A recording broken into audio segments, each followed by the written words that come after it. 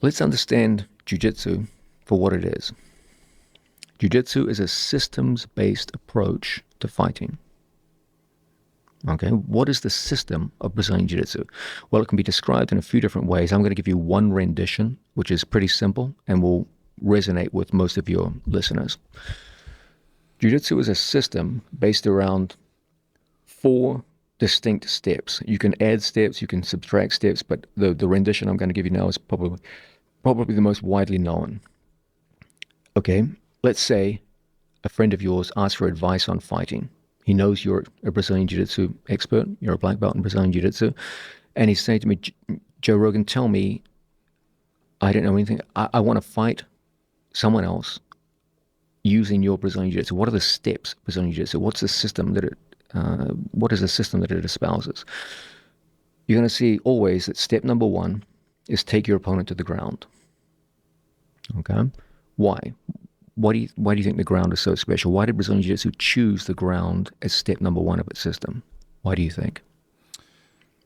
Well, it all came out of judo, right? So Brazilian Jiu-Jitsu took the effective submission techniques of judo and then just refined them. That's the historical reason, Right. but what's the mechanical or physical reason? Because you can control someone on the ground far better, right? Yeah, you can control people. Lomachenko controls people in the standing position with angle and distance. There's different ways to control people. Yes, in boxing, if you only are boxing. But why the ground? Why did they choose the ground? What's the mechanical reason? What happens when you take a human being to the ground?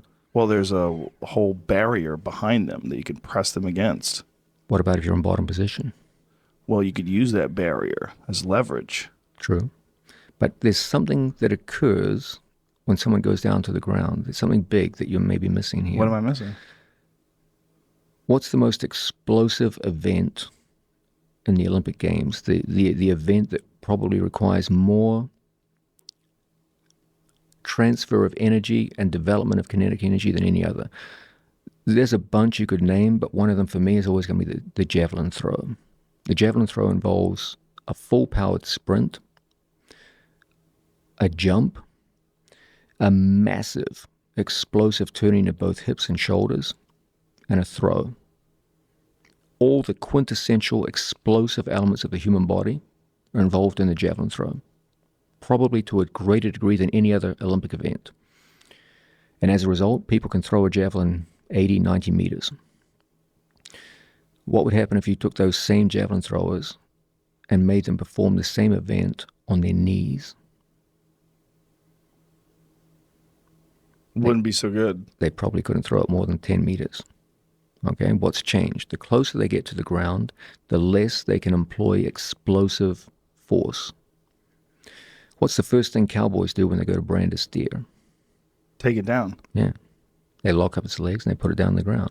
Nobody tries to brand a standing steer. You're going to get killed because it can employ explosive dynamic movement to hurt you. You put them on the ground, dynamic explosive movement is massively curtailed. It takes away the single riskiest element of fighting, which is quick dynamic movement that can generate kinetic energy. So step number 1 of Brazilian Jiu-Jitsu is get it to the ground. It's inherently safer. Less things can go catastrophically wrong on the ground than in the standing position. What's step number 2? Secure dominant position. Control. Control, too vague. There's many ways to control people. There's a definite step. You've just taken the guy down. What's your first thing in Brazilian Jiu-Jitsu? Well, the first thing I would try to do is get to a dominant position. What do you mean by that? Be more precise. Okay, pass to side control, try to mount. Good. You just answered it right there. Get past his legs. Past his legs. Why? His legs are strong. They carry you around. You could hold a person in position. They're very good defensively. They're dangerous. They're dangerous. Okay, if I end up inside your legs, if you're a skilled jiu-jitsu player, you can arm lock me, you can leg lock me, you can strangle me. Even if you were an untrained fighter, you could upkick me. Right. Many a man has been knocked out by an upkick. Sure. Even an untutored guy can pull an upkick. Sure. Legs are dangerous. So step number 2 is get past those dangerous legs. What's step number 3? Go for submission. No? He must be a 10th planet black belt. Sorry, I had to throw that in somewhere, Joe. I'm an asshole. Step number 3, Joe, you're failing. Pass the legs. Well, I'm going to try to control. I'm going to try to either mount or, like I said, side control. Oh, I'm trying to you're on try the to. right track. I'm trying to You're going to try. work your way through a hierarchy of positions. Yes, You're going to go knee on belly. You're going to go side control. You're going to transition to mount. You're going to transition to rear mount. depending upon my game. Yeah. There's a sequence of pins once you get past your opponent's legs, and Jiu-Jitsu encourages you to go through those various pins. If you look at the sport of Jiu-Jitsu, the pins score different amounts of points. Knee on belly scores a certain amount. Mount position scores more. Rear mount scores more. Why? Ever wondered about that? Why do we score the pins of Jiu-Jitsu differently? Well, there's more available from rear mount, of course. You have you can, of course, you can attack the neck. You can also attack the arms. You have a positional advantage where you can't be attacked. You're behind them, so it's one of the most superior positions to achieve. Mm-hmm. Very good. What about the mount? Mount, when the striking involved, is phenomenal. When You just put your finger on it right there, Joe. Every one of the pins of Jiu-Jitsu, the value of it is measured by your potential to strike your opponent on the ground. That's why they score more. Knee on belly scores more than side control, because from distance of knee on belly, you can strike with more power. It's inherently unstable, however, so it scores less than mount, which is inherently more stable and offers the same punching platform.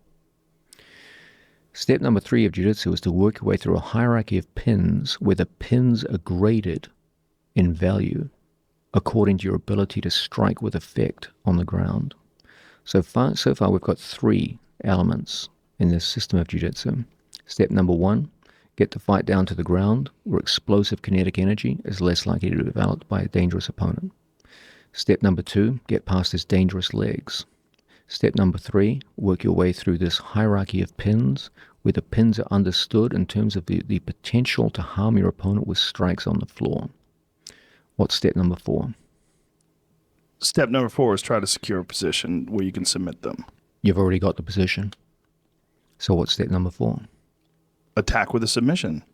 Correct. So we've just described Brazilian Jiu-Jitsu as a 4-step system. It's beautiful, it's elegant, and it's deadly effective. Step number 1, take the fight to the ground. Take away the danger of explosive kinetic energy. Step number 2, get past his dangerous legs.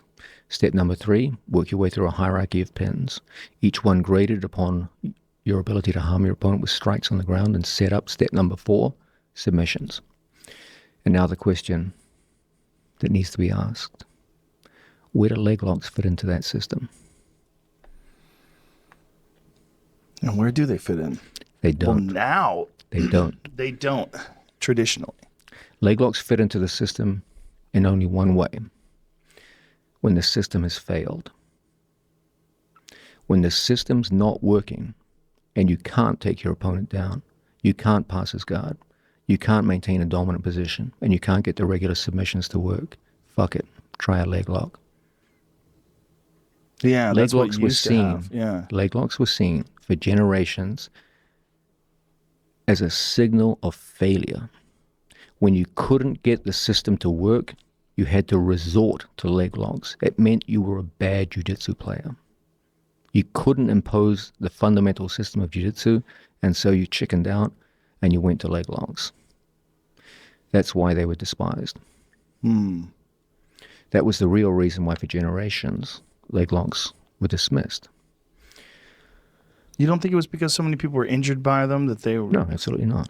People get injured. The worst injuries in jiu-jitsu don't come from submission holds. The worst injuries in jiu-jitsu come from falling body weight. When people jump guard, when people accidentally, when poorly performed takedowns, that's where you see catastrophic injuries in jiu-jitsu. That's where you see career-ending injuries. The joint lock submissions, you're out for a week, 2 weeks, catastrophic injuries. As I said, go on YouTube and put in guard pull gone wrong. You'll see catastrophic injuries. You'll see career-ending injuries there. You're not going to see it from arm bars, heel hooks, etc. You'll see people getting hurt, but it's a contact sport. You expect that. Okay? No. There's a very simple, elegant system, Brazilian Jiu-Jitsu. We just saw one rendition of it, the 4-step approach. And you clearly see leg locks don't fit comfortably into that system. What I did is I tried to find an avenue where they could come in. And the results were surprising. The first thing is our 4-step rendition of Jiu-Jitsu looked at Jiu-Jitsu from top position, where we took our opponent down to the ground and we were on top of them. But my study of Jiu-Jitsu didn't start from top position, it started from bottom position. If you look at my students in competition, you will notice that around 80% of their entries into leg locks come from bottom position or with their opponent behind them. In other words, from what are supposedly inferior positions. So for me, it was never a question of losing position when I went for leg locks, because I was already underneath my opponent. I started underneath. How can I end up on bottom by going for a leg? I'm already on bottom. So most of my early work in leg locks was how to get into leg locks from disadvantageous positions, from underneath or when someone is behind me. So I never felt this problem of, okay, I'm going to lose position if I go for leg locks. I could still play a conventional jiu-jitsu game and have a very, very strong leg lock entry. That was the first avenue of leg locking. But things became more interesting when I got further into the leg lock game and I started to realize that as you add leg locks into the game, you change the very nature of the sport. If you look at jiu-jitsu as it's ordinarily practiced, it's a single direction game. If someone is in front of me and I'm standing over them, jiu-jitsu is all about movement from the legs towards the head. I'm supposed to pass their guard, work my way up to chest contact, and get my head next to their head, either in front of them or behind them, either mounted or rear mounted. So jiu-jitsu always goes in one direction. If you ever get stopped or you lose position, you just start the process over again. It's a monodirectional sport. It always goes from the legs to the head. Once you start adding leg locks into the game, jiu-jitsu becomes a two-directional sport where you can go from the head down to the legs. You can go in both directions. So if I'm passing someone's guard and I simply can't do it, I can fall back and go back into the legs. If I'm side control on someone and they start to recompose their guard, I can fall back into the legs. I'm going from their upper body down to their lower body. Traditional jiu-jitsu always goes from the lower body directionally up to the upper body, so that you end up head to head with your opponent. But once you start adding leg locks, jiu-jitsu for the first time becomes a two-directional sport instead of a one-directional sport. And you can play your opponent's reactions between the threat of lower body and upper body in ways that opens up submissions so much more easily than the traditional game.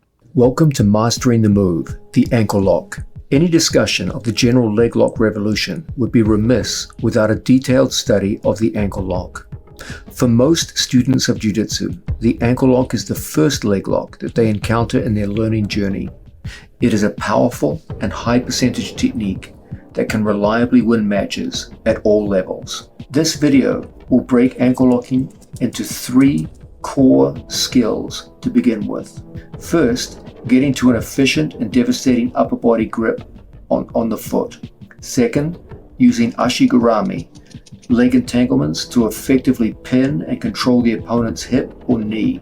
Third, you will learn how to overcome intelligent resistance from a skilled opponent